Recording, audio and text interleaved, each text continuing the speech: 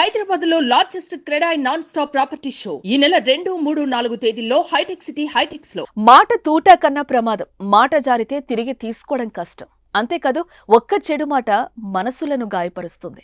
లోకం పోకడ తెలియని వారు నోరు పారేసుకుంటే ఏమో అనుకోవచ్చు, కానీ ఉన్నత పదవిలో ఉండి ఇలా మాట జారితే దీనికి విలువేముంది? ఇంతకంటే దారుణమేముంది? అందుకే మాటను జాగ్రత్తగా ప్రయోగించాలని చెప్తూ ఉంటారు తెలిసినవారు. ప్రస్తుతం ఈ మాటలు బీఆర్ఎస్ నుంచి గెలిచి కాంగ్రెస్ లో చేరిన ఎమ్మెల్యే దానం నాగేందర్ కు బాగా వర్తిస్తాయి.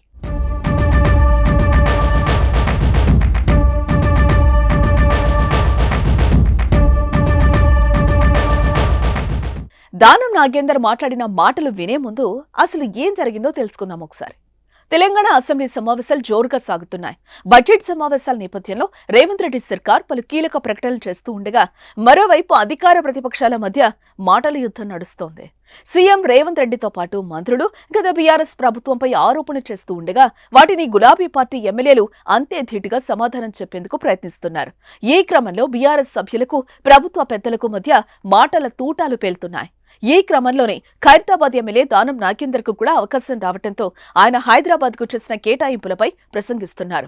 అసెంబ్లీ ఎన్నికల్లో గెలిచిన తర్వాత బీఆర్ఎస్ నుంచి కాంగ్రెస్ పార్టీలో చేరిన దానం నాగేందర్ ను ప్రతిపక్ష సభ్యులు అడ్డుకున్నారు. ఆయనకు సభలో మాట్లాడే అర్హత లేదంటూ ఆందోళన చేశారు.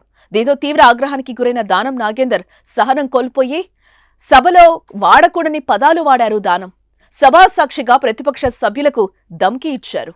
ఇంతకు దానం ఏమన్నారో ఒకసారి చూద్దాం.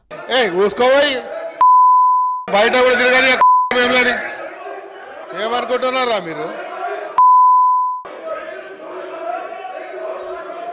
ప్రస్తుతం దానం నాగేందర్ చేసిన వ్యాఖ్యలు తెలంగాణ రాజకీయాల్లోనే దుమారం రేపుతున్నాయి. 5 ఏళ్ల పాటు బీఆర్ఎస్ లో ఉండి మరోసారి కూడా బీఆర్ఎస్ పార్టీలోనే గెలిచిన దానం ఆ పార్టీ నేతలపై ఇలా మాట్లాడటం ఏంటంటూ విమర్శలు గుప్పిస్తున్నారు.